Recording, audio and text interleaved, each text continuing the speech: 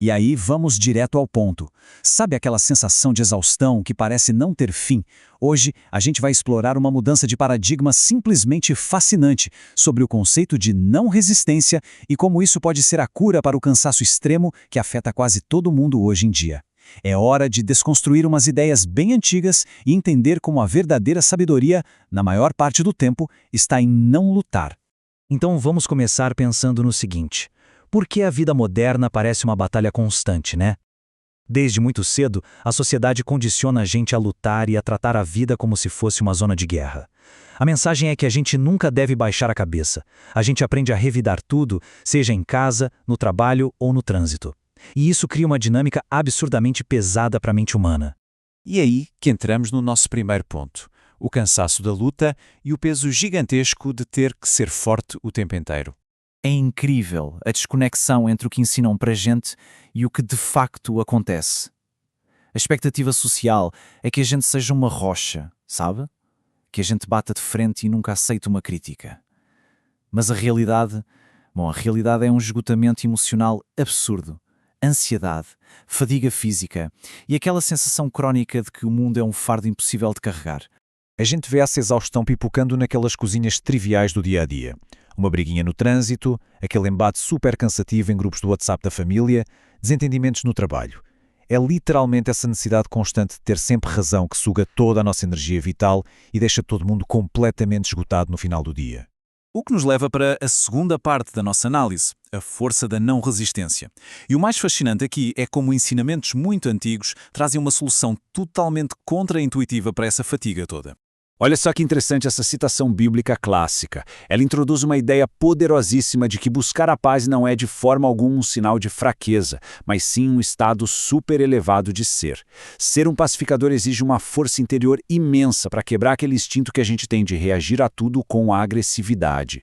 E logo depois vem o famoso conceito de oferecer a outra face. O ponto crucial aqui não é aceitar abusos, está? Longe disso. O ensinamento profundo é que reagir com agressividade a uma adversidade quase sempre causa muito mais estrago na gente do que o próprio problema inicial. A resistência alimenta o sofrimento. Para reestruturar isso de uma vez por todas na cabeça, a gente precisa entender o seguinte: escolher não reagir com raiva é a mais pura forma de inteligência e sabedoria. É agir de forma fluida, consciente e sem agressão irracional.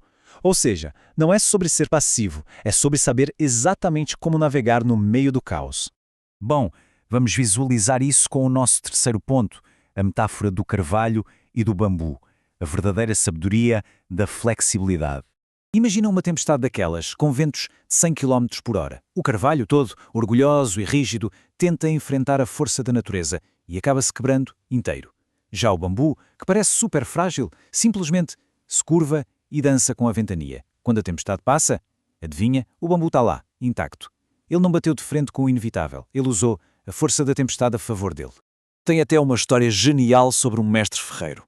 Um rei, sendo super arrogante, entrou na oficina dele e criticou uma espada que estava simplesmente perfeita. Em vez de iniciar um debate, arriscar a própria vida ou perder a paz para provar que estava certo, o ferreiro humildemente concordou. Ele escolheu a paz interior em vez de alimentar a perigosa necessidade do ego. E isso é o que define a verdadeira flexibilidade. É o domínio absoluto de saber quais batalhas realmente merecem nossa energia.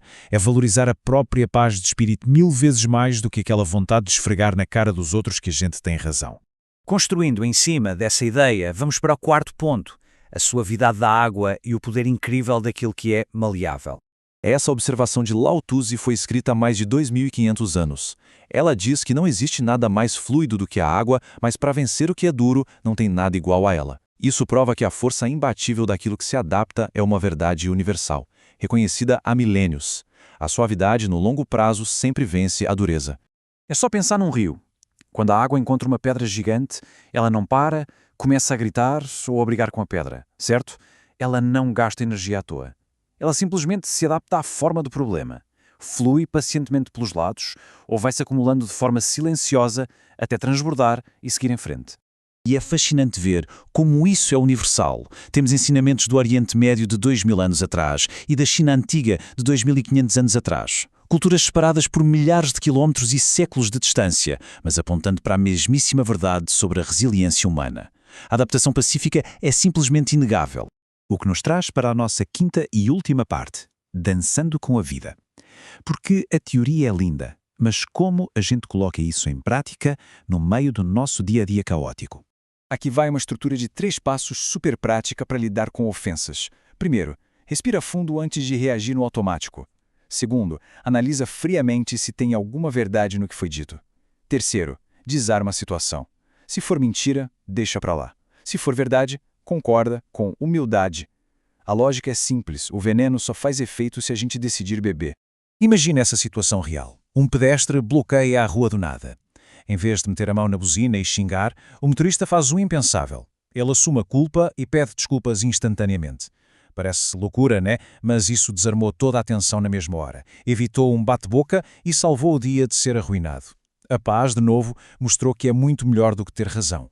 Ou pensa no caso de um dentista exausto, 10h30 da noite, que recebe uma emergência complexa.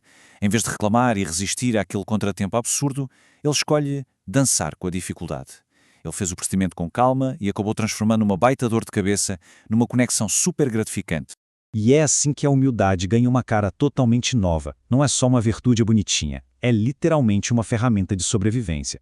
É o superpoder de se adaptar de forma graciosa para economizar a nossa própria energia emocional e deixar a paz prosperar na nossa rotina.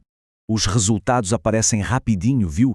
Abraçando essa não resistência diariamente, aquele peso gigante nas costas simplesmente some.